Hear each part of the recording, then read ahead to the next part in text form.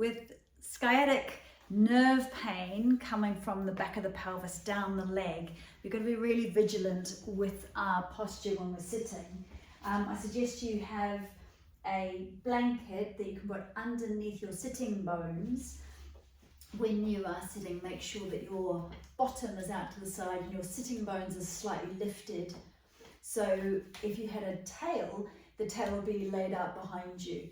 It's really important that we don't sit on our tailbone with our sitting bones tucked underneath us and be all rounded. Be quite vigilant with making sure sitting bones are lifted, pubic bone is down, creating space across those sitting bones and space for the sacrum. So make sure you're sitting well. If I was sitting in the car, I would make sure I had a rolled blanket behind my shoulders here as well to lean into. And then nice to do some release work around here. So you might be standing, holding on to a chair, knees bent, and just kind of gently mobilizing the back of the pelvis. You can do this kneeling as well. So circling into the back of the pelvis and lengthening up your spine. So gently tractioning your spine, stretching shoulders, stretching the mid-back.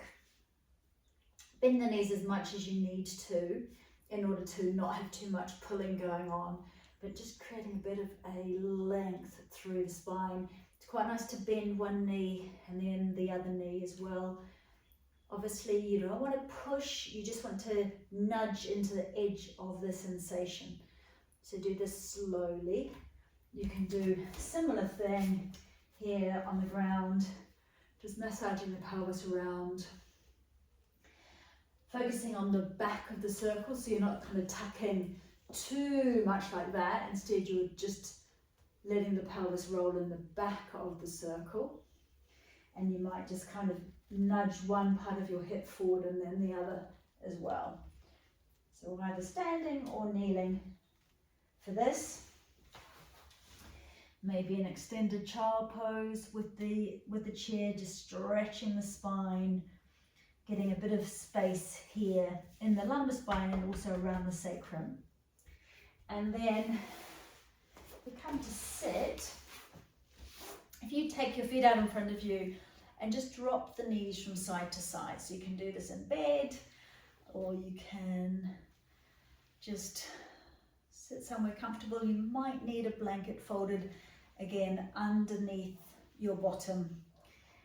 And try and pause and gently press down the inside of the knee towards the ground. Do that on both sides. Beautiful. And then I'm going to get you to take both feet to one side. We activate the glute. We squeeze, we lift, and we roll forward. So we're going into the psoas muscle here, and we're taking the glute off the piriformis and then releasing down. So lifting and rolling and dropping. And I suggest you do this twice on the sore side and once on the not sore side. And doing this little and often is the way to go. So maybe every couple of hours, if you are in that acute stage, getting down on the ground and doing these release exercises. So that your right hip, you're just doing a few more on that right side. So there's a lift and the roll, and we're getting a stretch here. We're taking the glute off the piriformis, getting a bit of a stretch into the quadriceps as well. Try taking a strap, sitting up tall, so you might need to have your blanket again underneath the sitting bones so that your pubic bone is slightly down, and if you had a tail, it'd be laid up behind you. This is quite important. So if we are on the ground and we're all tucked, you can see if I'm rounded through here, that's going to be pinching in to the sacrum, and we're also squeezing into that piriformis. So we want to be slightly lifted. Put the belt around one foot, and then we're just going to mobilize the pelvis. So I'm retracting this left leg as I push the right leg forward, the ball of the foot into the strap, and then pulling that right leg back, and then pushing it forward.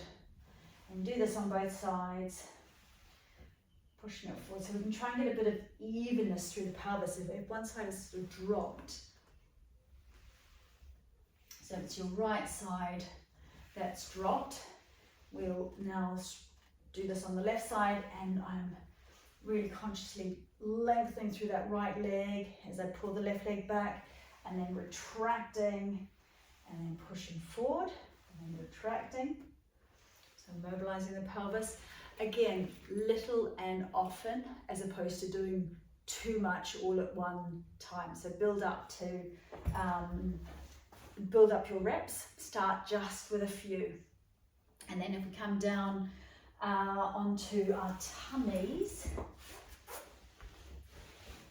and we're just going to open the psoas and the quadriceps. That can relieve stress around the back of the pelvis. So one hand under the forehead, other shoulder rolling into the back of the socket, grabbing hold of the ankle, using your belt if you need to. And then you're pressing the pubic bone and the hip flexor down towards the ground. And I like to do a buzzy bee breath out at the same time, so we are activating the vagus nerve. And it's also nice just to roll the stretch across the front of the thigh, gently moving your ankle from side to side.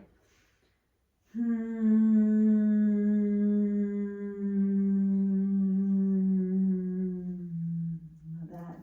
So do that on both sides.